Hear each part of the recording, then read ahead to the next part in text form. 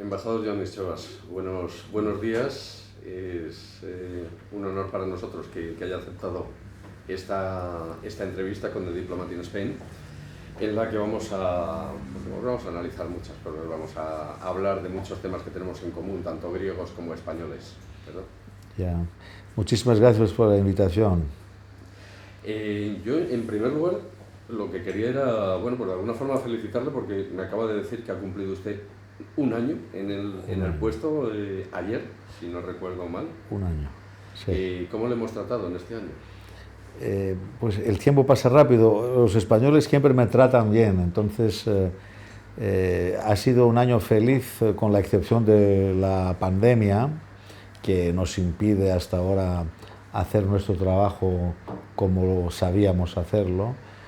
Pero si no, este año transcurrió muy rápido, hicimos varias cosas, hubo visitas, intercambio de visitas de ministros del exteriores de ambos países, otras visitas de ministros griegos aquí y de españoles a Grecia.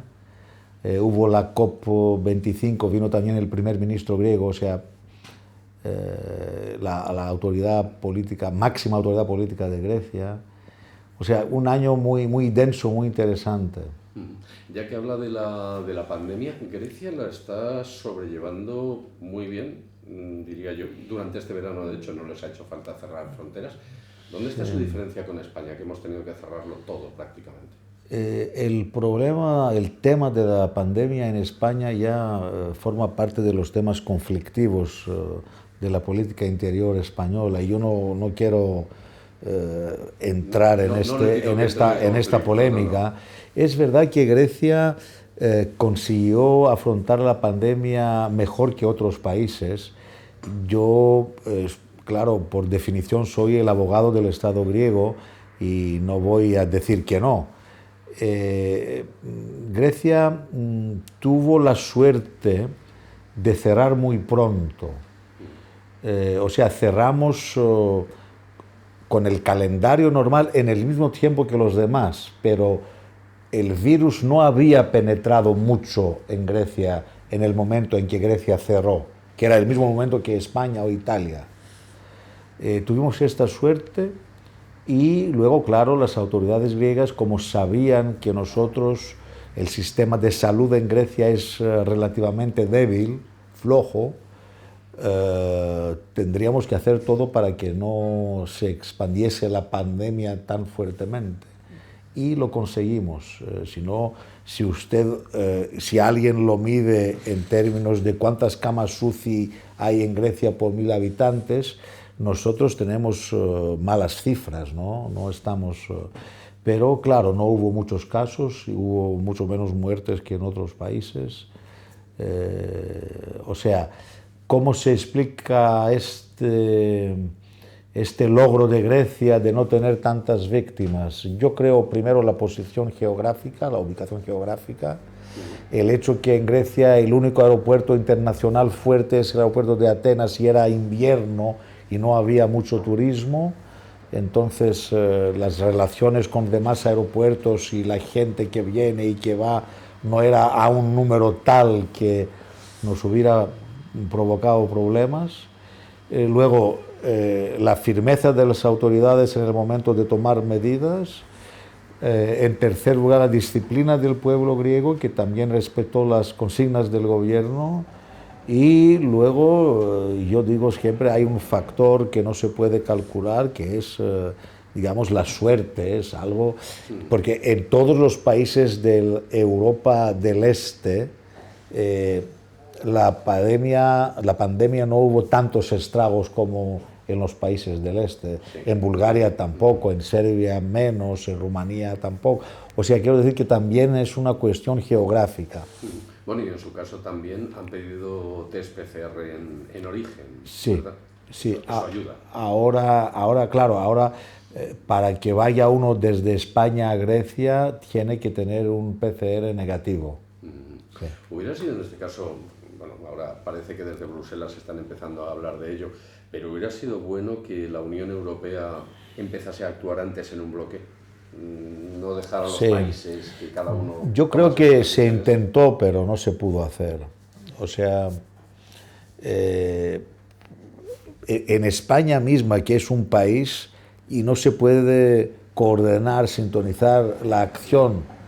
Hay las autonomías, el Ministerio de Salud, y luego, o sea, imagínese eso multiplicado por 27 para el caso de la Unión Europea. Sálvense que pueda, o sea, la cosa era... no, estoy un poco decepcionado, pero tampoco se podía hacer esto porque nos falta mucho para la integración completa en la Unión Europea. Por más que quisiéramos, todavía la Unión Europea tiene varios aspectos en los que funciona de forma intergubernamental y no de forma de países que van hacia políticas más federadas. Ya que hablamos de crisis y por saltar de una a otra, ustedes tuvieron la mala suerte unos años atrás de tener la crisis de la deuda y fue el país de Europa el que más duro golpeó. Esa crisis afortunadamente podemos darla ya por superada. Grecia está en el buen camino. Grecia salió del programa de supervisión muy fuerte, muy estrecho del famoso memorándum en el año 2018 ya, en los últimos meses del gobierno de Syriza. Cumplió con todos sus requisitos, producía los surplus que teníamos que producir y, claro, todos dieron por finalizado este programa estricto de vigilancia sobre las finanzas públicas de Grecia. O sea, lo superamos con éxito. Pero, claro, estragos sociales, cortes económicos, de salarios, aumento del paro, había consecuencias sociales y económicas muy fuertes en Grecia. La gente no entendía muy bien por qué todos estos sacrificios fueron necesarios para conseguir resultados tan pobres. O sea, la gente no lo entiende eso. Sí los economistas y sí los hombres políticos entienden mejor, o así dicen, y entonces si la crisis se da por superada, esperemos que sea así.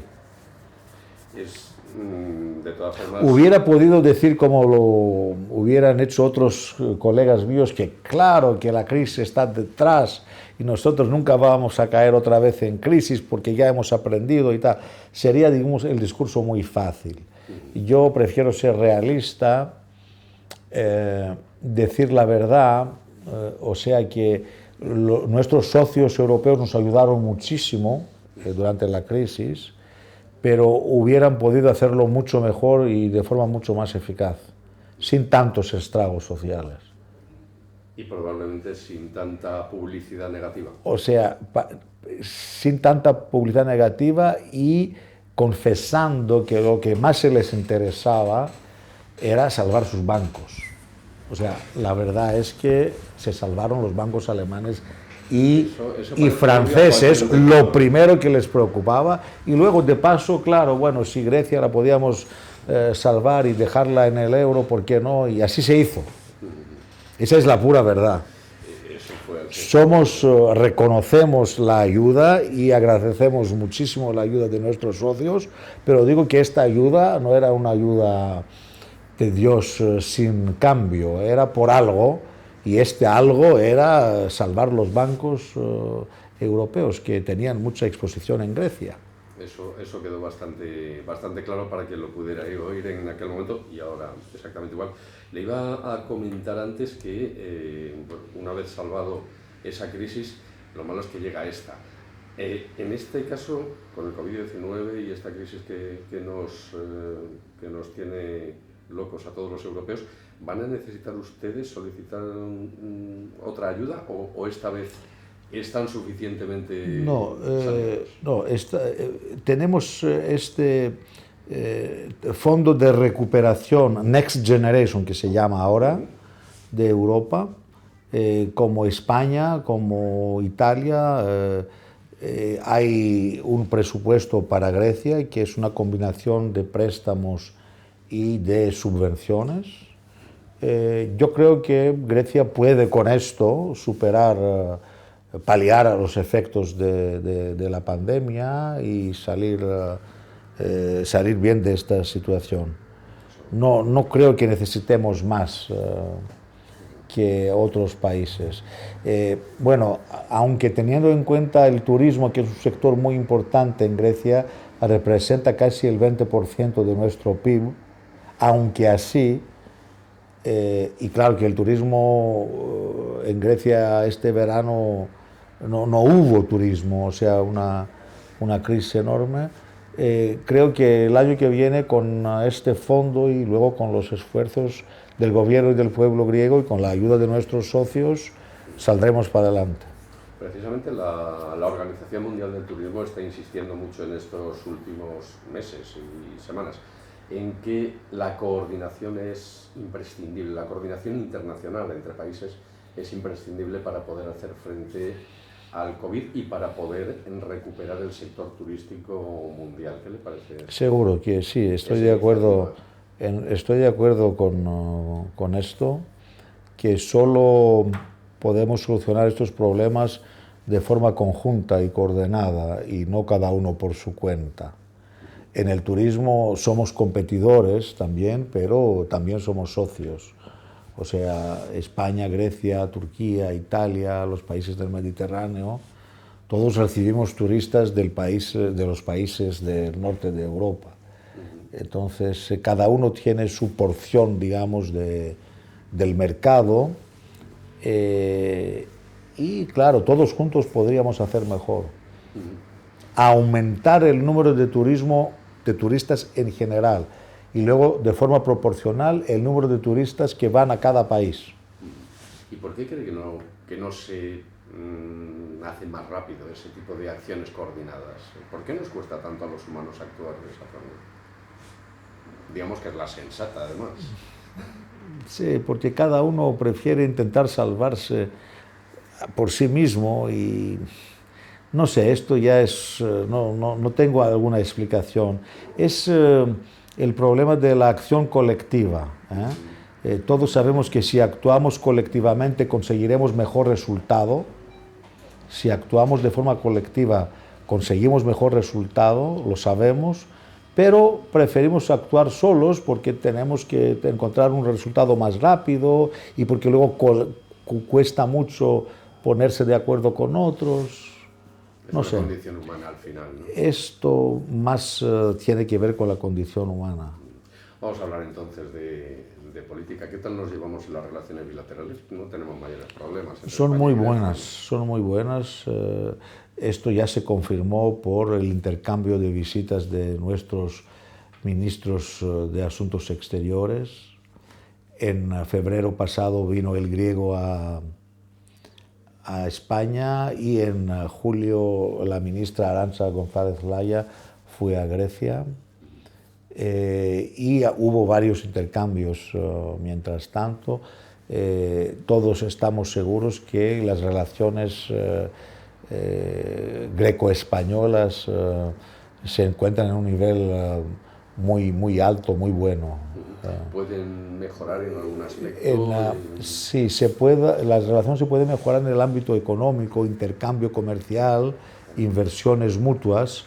Ahí hay varias ocasiones que las dejamos sin aprovechar, intentamos corregirlo esto. Y luego también en el ámbito cultural, ahí también hay mucho por hacer, hay mucho espacio para cubrir. Precisamente ahora quería hablar con usted del tema cultural, pero por cerrar el asunto económico, ¿qué sectores en Grecia pueden ser más atractivos para las empresas españolas, para inversiones de empresas españolas? Pues ya hay inversiones en el sector de energías renovables, también el sector energético en general. Luego en el sector terciario, los servicios también, aseguradoras, bancos, luego explotación de puertos, bueno, ya ferrocarriles ya no pudo tecnología española, pero bueno, siempre hay ámbitos y terrenos en los que se puede cooperar más y mejor. Y luego comercio también. Nosotros el intercambio comercial entre Grecia y España es muy bajo, se puede aumentar fácilmente. ¿Qué tipo de productos pueden estar en esa nueva cesta que ahora mismo no estén? No hablamos de aceite de oliva porque ahí sí que nosotros producimos lo mismo como producto agrícola, producimos lo mismo, o sea, aceite, aceitunas, vino, pero aunque así se puede intercambiar. Grecia vende mucho aceite a granel y vino a granel a España, y luego los españoles lo mezclan con su vino y con su aceite y lo presentan como con etiqueta española y tal. Esto no nos molesta, es que el valor añadido se produce más en España que en Grecia. Los griegos todavía están en otra fase de su economía agrícola. Y luego en el sector agroalimentario ambos exportamos, somos fuertes exportadores, Grecia también. Ahora, ¿en qué se puede intercambiar más? Yo creo, primero se puede hacer más cosas en el sector turístico, o sea, empresas turísticas conjuntas. Meliá está en Grecia, pero hubiera podido ser más presente. Intercambio de productos, esto se podía hacer en todo lo que es derivado de petróleo y de esto, pero esto ya es una energía que pertenece al pasado, y no sé si Repsol y demás compañías españolas están interesadas ahora en hacer algo en Grecia. Luego de productos ahora ya no. Aquí ha hablado de petróleo, me ha traído a la mente su actual problema con su vecino, con Turquía. ¿Cómo está ese asunto? ¿Usted cree que de alguna forma se pueda resolver por vías diplomáticas sin llegar a esa confrontación entre dos aliados de la OTAN, además? Sí, yo creo que la confrontación siempre ha existido entre Grecia y Turquía. Hay altibajos, algunas veces es latente, otras es más declarada y se ve más. Estamos ahora en una fase en que la exacerbación de los problemas ya es obvia, siempre hay un antagonismo. La verdad es que nosotros, que cada país tiene la política exterior de su geografía, de su ubicación y de su vecindario. A nosotros nos tocó un vecino incómodo, por así decirlo. A lo mejor los turcos dirían de Grecia de lo mismo. Bueno, de los vecinos siempre se dice pero siempre hubo problemas y siempre hubo diálogo.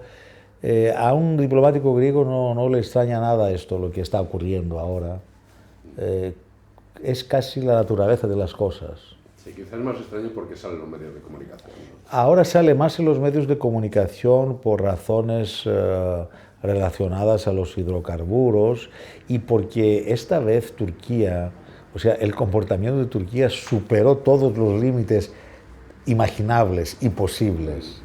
O sea, es un comportamiento casi errático, frentes abiertos por todos lados. Ahora empezaron otro en Nagorno-Karabaj. Es algo que difícilmente yo lo puedo explicar. El norte de Chipre, la autoproclamada Sí, República Turca. no, hay una dilatación, digamos, de la presencia turca por todas partes y en todas las direcciones.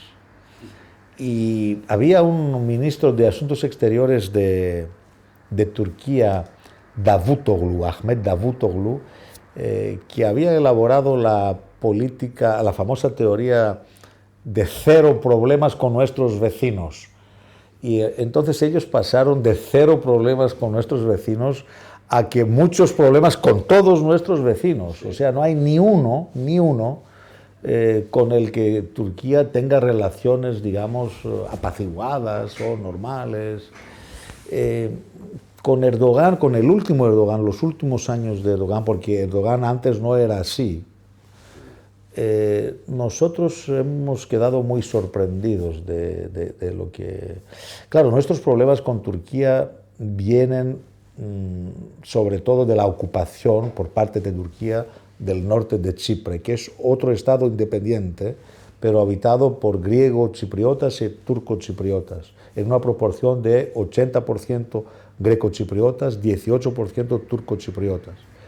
Y esta proporción se cambió, se alteró mucho porque en la parte ocupada del norte de Chipre los turcos trajeron colonos, lo colonizaron y ahora ahí la mayoría en el norte no son los autóctonos turcos chipriotas, sino que los colonos. Y eso era muy claro, fue muy claro en las últimas elecciones que tuvieron lugar en la parte ocupada de Chipre, en el norte de Chipre, el domingo pasado, sí, donde ganó el candidato que era partidario de Erdogan y que expresaba esta tendencia de los turcos de Turquía que están presentes ahora en el norte de Chipre, y los turcos chipriotas llegaron a ser una minoría en su propio territorio. Bueno, de todas formas, el resultado de la elección fue un 51-48, si no recuerdo sí, mal, es decir, muy más o menos, dentro de lo que se puede considerar una elección. No podía ser distinto, porque Erdogan jugaba mucho en esto y no se podía permitir perder esta elección, tenía valor simbólico para él, no podía permitirse perder en Chipre del Norte, en los territorios ocupados, que nosotros lo llamamos así, porque sería, digamos, una derrota, su prestigio estaba en juego. O sea, en su concepción, unos turcochipriotas ahí de una provincia perdida no pueden ganar a Erdogan, que es el jefe de todos los turcos, incluso, según su concepción, de todos los musulmanes en todo el mundo, como califa. O sea, hay una concepción megalo-otomana, una concepción... Es un concepto un tanto imperial, ¿no? Un poco anticuado también. Bueno, sí. Hablemos de cultura, que nos lo habíamos dejado antes atrás. ¿Qué importancia tiene la cultura para las relaciones diplomáticas? La llaman soft power, o sea, la cultura en las relaciones diplomáticas. Grecia, como es un país muy antiguo, tiene una historia y una tradición muy larga. La cultura es una de las armas que tiene la diplomacia internacional. Primero por la lengua griega, que es una lengua oficial solo en Grecia y en Chipre, está difusa en todos los idiomas occidentales. Muchas palabras del español actual para un griego son comprensibles porque son palabras igual en griego, como análisis, síntesis, díscolo, la palabra díscolo es igual en griego moderno y con el mismo significado. O sea, hay centenas de este tipo. Yo tengo es que no lo tengo aquí, hay un diccionario, pero así de gordo, que son solo las palabras españolas de origen griego o griegas, completamente griegas. Es muy gordo. Lo voy a traer otro día para eso. Muy interesante. Y hay muchos españoles también que empezaron con el griego antiguo y la historia de Grecia antigua, y luego por este camino encontraron en un viaje turístico suyo Grecia actual, y entonces por la calle leían calle Platón y lo decían calle, que era una palabra en Grecia también del griego antiguo, que es igual en griego moderno. Y luego Platón es el mismo porque es el mismo nombre. Sí. Y se daban cuenta que el griego moderno no es como el español y el latín en su relación con el griego antiguo. La relación del griego moderno y el griego antiguo es mucho más estrecha que la relación entre el español actual y el latín. Sí. Son dos lenguas distintas, no se entiende. En griego moderno y el griego antiguo es la misma lengua, es la evolución de la misma lengua. Es como el español de Cervantes y el español actual, algo así, sí, salvando distancias. Y entonces por este camino, gente de cultura clásica, españoles que van de vacaciones en Grecia y lo encuentran tan familiar, el griego moderno, empiezan a aprender griego moderno, y tenemos muchos casos como este. Le doy fe de esos casos porque tengo un par de amigos que además hablan griego como usted habla español, sin ir más lejos. Esto ya es otra observación que quería hacer. El griego moderno y el español son dos idiomas cuyo acento es igual, intonación igual. Sí. Por eso todos los griegos pueden hablar español fácilmente y todos los españoles cuando hablan griego lo hablan sin acento, como nativos. Entonces es otra cosa que nos acerca, o sea, la pronunciación de nuestros idiomas, distintos, pero se escucha igual desde lejos. Si ves a algunos griegos hablando, tú crees que son españoles, porque suena igual. En Grecia suena, cuando los españoles vamos, no nos suena raro del oído, ¿no? Sí. No pensamos que estamos en otro país en ese aspecto. Hablando y volviendo al tema de la cultura, ¿tienen previsto hacer algún tipo de promoción cultural? Quiero decir, traer grupos de teatro, por ejemplo, música, cine griego. Quizá eso se echa de menos en España en los últimos tiempos. No hemos visto demasiado. Sí, mire, este año, en el mes de marzo, febrero y marzo, hubo en la Filmoteca Española proyección de una veintena de películas griegas de ahora, actuales. Pero luego vino el coronavirus y esto no tuvo, digamos, el eco que nosotros esperábamos. Pero el año que viene, 2021, Grecia va a celebrar el bicentenario de la Revolución griega, o sea, de acontecimiento histórico que condujo a la creación del Estado griego moderno. En 1821 empezó la Revolución griega contra el Imperio Otomano y esto lo vamos a celebrar el año que viene durante todo el año. Y ahí tendremos algo, intentaremos organizar en España un coloquio de historiadores y de gran público también para alumbrar, digamos, el filohelenismo español del siglo XIX, porque esto ya no lo saben muchos. Hubo españoles que fueron a Grecia para luchar con los griegos insurrectos contra el Imperio Otomano. Era en pleno romanticismo europeo, como Lord Byron de Inglaterra, como Víctor Hugo. También hubo españoles de menor categoría que Lord Byron, que también fueron a Grecia, lucharon y luego algunos se quedaron en Grecia. La primera delegación diplomática española en Grecia fue de estos románticos españoles como García de Villalta y otros, dos hermanos de Sevilla. Nosotros, una de las tareas de la embajada será el año que viene poner en relieve este acontecimiento histórico desconocido que pasó desapercibido, o sea, contribución española en la Revolución griega y filohelenismo español. Hay historiadores españoles que están trabajando ahora, publicaron artículos, y el año que viene nosotros vamos a patrocinar la publicación de un libro entero sobre el tema de filohelenismo español. Luego, claro, intentaremos celebrarlo de forma más importante que los años anteriores, nuestra fiesta nacional, en marzo del año que viene.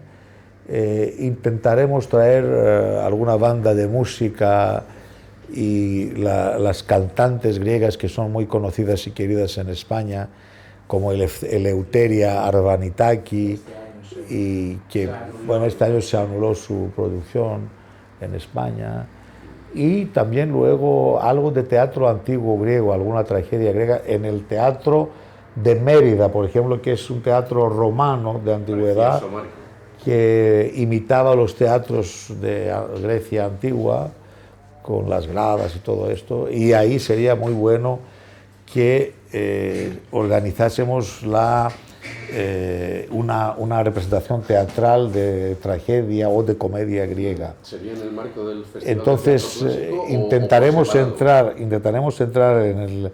Varias veces hubo tropas de teatro griegos que participaron en el Festival de Mérida y en otros festivales en España con piezas de teatro... Amagro, y también otra cosa en Barcelona hubo. No, el Teatre Grec en Barcelona es algo muy pequeño en Montjuïc, ahí al pie de Montjuïc. Pero bueno, siempre hay ocasiones, intentaremos hacer lo mejor posible para enseñar algo, mostrar algo de la cultura contemporánea griega, que nosotros no nos limitamos a repetir solo lo que hicieron nuestros antepasados en Grecia antigua con las mismas piezas de teatro, sino que lo interpretamos de otra forma. O sea, puede ver uno una representación de Edipo rey, de forma muy moderna, con alusiones a la vida política actual o a la situación de la pandemia, porque en Tebas antigua, así empieza la pieza, no ha cambiado tanto que hay la pandemia de una enfermedad que se llamaba limos, que era una enfermedad muy contagiosa. Y entonces Edipo llega a esta ciudad de Tebas, que está golpeada por la epidemia. Y así empieza, y en este contexto, o sea, con lo que ocurre hoy, la similitud es enorme, es muy grande. Y entonces esto... No tanto, porque los problemas humanos, los humanos somos los mismos. Siempre queremos más, no somos tranquilos, queremos adquirir otra cosa, vamos a molestar a nuestro vecino, no sabemos compartir. Sí. Y el año que viene también tienen la capitalidad cultural de Elefsina. Sí. Yo diría que es una ciudad que, salvo los que hayamos podido ir a Grecia, muy poca gente conoce. ¿Qué nos puede contar de Elefsina? Sí, Elefsina es una ciudad casi pegada a Atenas ahora, es una ciudad moderna, pero al oeste de Atenas, a 20 kilómetros del centro de Atenas, y ahora es como un suburbio de Atenas. Pero esta ciudad tiene mucha historia, porque en la antigüedad, en Elefsina, tenían lugar los misterios de Elefsina, que eran ceremonias religiosas casi místicas, a los que participaban varias ciudades vecinas de Elefsina. Y ahora actualmente hay una refinería de petróleo en esta ciudad, hay un puerto pequeño, y claro, es sobre todo el prestigio de Elefsina de la antigüedad que puede sobrevivir hoy. Hay también un parque arqueológico, pero no es tan bien conservado como otras ciudades de Grecia antigua. Embajador, estamos terminando la entrevista. Tengo una curiosidad. ¿Dónde aprendió español? Pues el español, donde aprendí aprendí sobre la marcha con amigos españoles que siempre tuve. Yo pasé muchos años de mi vida en Francia, 17 años, y ahí siempre en la escuela francesa habían los hijos de algún inmigrante español, y yo aprendí así con ellos. Y luego en los años 80 en París, durante mis estudios, siempre tenía amigos españoles. Y muy tarde fui a la escuela, a la Sorbona, para sistematizar mi conocimiento de español, aprender gramática, y luego, claro, hice varias estancias, digamos, lingüísticas en España, y siempre tengo amigos españoles desde aquella época, y los encontré ahora en España. O sea, para mí siempre España fue un país de predilección, era mi país preferido siempre.